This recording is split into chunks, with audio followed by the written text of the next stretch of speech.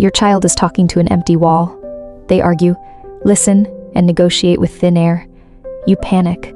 Are they hallucinating? Are they socially isolated? Decades of neurobiological research deliver a shocking truth. Your child is not confused about reality. They are executing a cognitive simulation so complex that modern artificial intelligence cannot replicate it.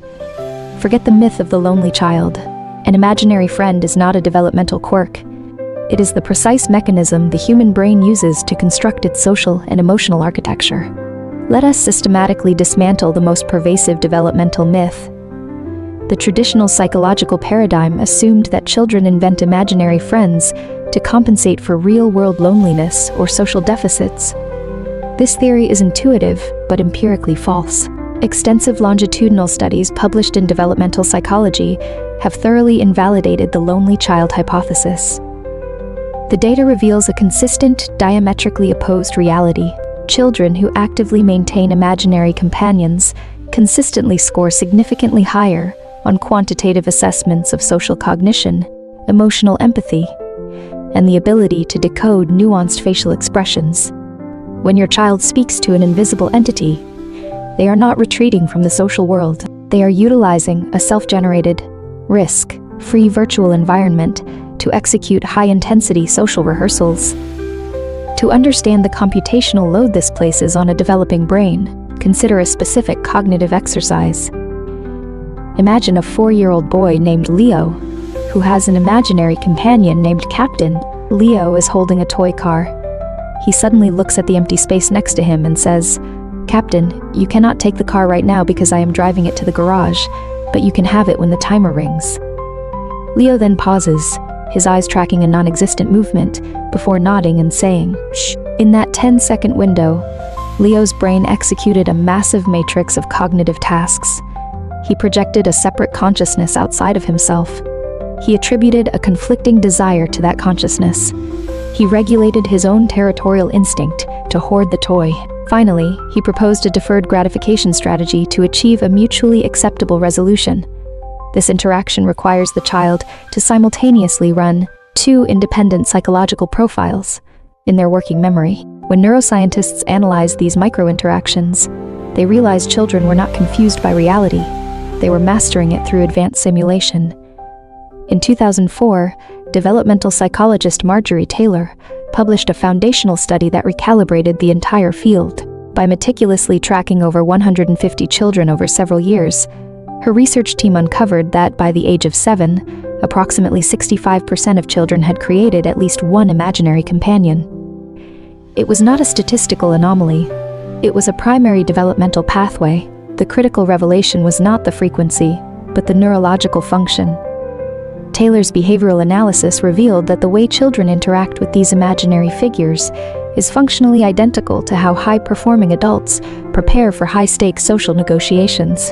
When an adult prepares for a salary negotiation, they run mental simulations. They anticipate the manager's objections, script their counterarguments, and forecast the emotional temperature of the room. Children are doing exactly this. They are engineering a virtual social partner over whom they retain ultimate authorial control. This allows them to practice empathy, conflict resolution, and perspective taking without the real-world consequence of social rejection or physical retaliation. This process is driven by the rapid maturation of a cognitive milestone known as theory of mind. Theory of mind is the biological capacity to recognize that other biological entities possess independent thoughts, hidden beliefs, and subjective emotions that differ from one's own. It is the absolute bedrock of human civilization. Without theory of mind, diplomacy, complex cooperation, and genuine emotional intimacy are biologically impossible. Researchers at the University of Zurich have demonstrated that children who engage in complex play with imaginary friends achieve milestones in theory of mind significantly faster than their peers. They are literally rewiring their neural circuitry through sustained, invisible dialogue. The neurological implications extend deep into the brain's executive control centers. An imaginary friend is the ultimate cognitive stress test for a developing prefrontal cortex. The prefrontal cortex is the brain's command center, responsible for working memory, long-term planning, and impulse control. When a child invents a companion out of thin air, They must maintain the structural integrity of that character over immense spans of time. If a child decides their imaginary friend is a blue dog who is terrified of the dark, the child must remember to physically comfort empty space every time the lights are turned off. For months on end, they must constantly delineate what the blue dog knows versus what they themselves know. They accomplish this massive data retention without digital calendars or written notes, relying entirely on the raw processing power of their biological working memory. Neuroimaging studies conducted at Drexel University confirm that engaging in pretend play with imaginary companions violently elevates neural activity in the prefrontal cortex. This is the precise region of the brain that is initially stimulated and strengthened by face-to-face interaction with parents during infancy.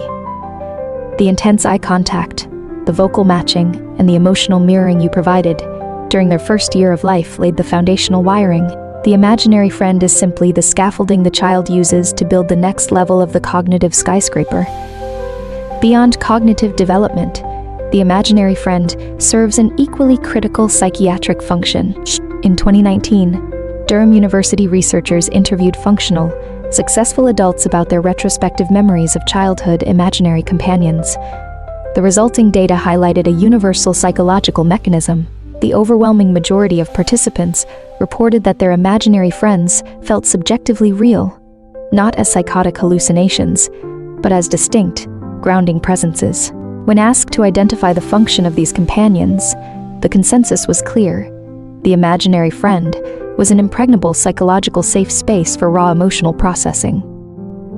In clinical psychology, this mechanism is called externalized self-regulation. Consider a child navigating the chaotic emotional landscape of a household, going through a divorce, or a child who has just been displaced by the arrival of a new baby. The child's internal anxiety, grief, or anger may be too massive and terrifying to process internally, and too complex to articulate to the imposing adults who are already stressed. The imaginary friend becomes the perfect, non-judgmental receptacle for this trauma. A child might scream at their imaginary companion, blaming them for the family's fracture, or confess dark thoughts they would never dare say to a parent.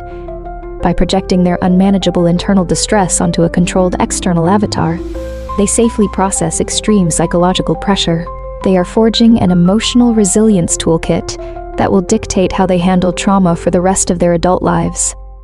We must also confront a more provocative hypothesis proposed by leading cognitive scientists like Alison Gopnik at the University of California, Berkeley. Gopnik argues that the infant and toddler brain operates on a fundamentally different perceptual paradigm than the adult brain. The mature adult prefrontal cortex functions as a highly restrictive, evolutionary filter. It ruthlessly deletes irrelevant sensory data so that we can focus on survival tasks, such as driving a car or executing a work project. We see only what we need to see. The toddler brain, however, lacks this calcified inhibitory filter. Young children operate with a vastly wider, incredibly porous perceptual field. They absorb exponentially more environmental data per second. Gopnik compares this childhood cognitive state to a permanent flow state. The highly elusive, hyper-aware consciousness that adult meditators and elite athletes spend decades trying to temporarily achieve. Therefore, when your child looks at an empty corner and insists someone is there, they may not be fabricating a fictional story. Because their biological filters are not yet restricting their sensory input, they might actually be perceiving a genuine fragment of subjective reality, a slice of data that your highly efficient, narrowly focused adult brain has automatically deleted from your consciousness. While empirical science cannot yet measure exactly what they are perceiving, the psychological data is absolute. The child's internal experience of that presence is entirely authentic. Understanding these profound neurological and psychological mechanisms leads to a critical mandate for modern parenting. How you respond to your child's imaginary companion has measurable, long-term developmental consequences. The standard societal instinct is either to humor the child with condescending amusement or to gently redirect them toward reality and physical playmates. A comprehensive 2017 meta-analysis published in Child Development analyzed decades of data and concluded that the instinct to redirect is profoundly harmful. Children who were permitted to freely engage with their imaginary companions without experiencing parental dismissal or forced redirection, demonstrated vastly superior long-term outcomes. By middle childhood, they exhibited higher levels of creative problem-solving, greater emotional resilience under acute stress, and superior social competence within complex peer hierarchies. The imaginary friend is never a replacement for reality. It is the ultimate cognitive preparation for it. Therefore, when you purposefully set an extra plate at the dinner table or shift your weight on the sofa to make room for an invisible presence, you are not indulging a delusion. You are executing a highly effective parenting strategy. You are transmitting a powerful psychological signal that validates their internal experience. You are proving that their inner world is inherently worthy of respect. Children who internalize this validation inevitably grow into adults who respect the complex, hidden inner worlds of other human beings. There is, however, one strict clinical boundary that requires professional observation. A normative imaginary companion is an intentional creation. The relationship is fluid, creative, and the child fundamentally retains subconscious awareness that the entity exists within their imagination. You must intervene if the child loses the cognitive ability to separate the internal construct from external reality. If a child appears genuinely terrorized, physically paralyzed by fear of an unseen presence, or if their interaction with the companion is driven by severe, rigid compulsion rather than creative play, this crosses a diagnostic line. This is the difference between imaginative engagement and clinical distress. If you observe genuine distress, immediate consultation with a pediatric psychology specialist is required to alter the developmental trajectory. But if your child falls into the vast majority, actively and joyfully engaging with their invisible partner, you must step back and let the cognitive simulation run its course. Do not interfere with the architecture of their mind. You have provided the secure foundation. Now allow them to build the structure.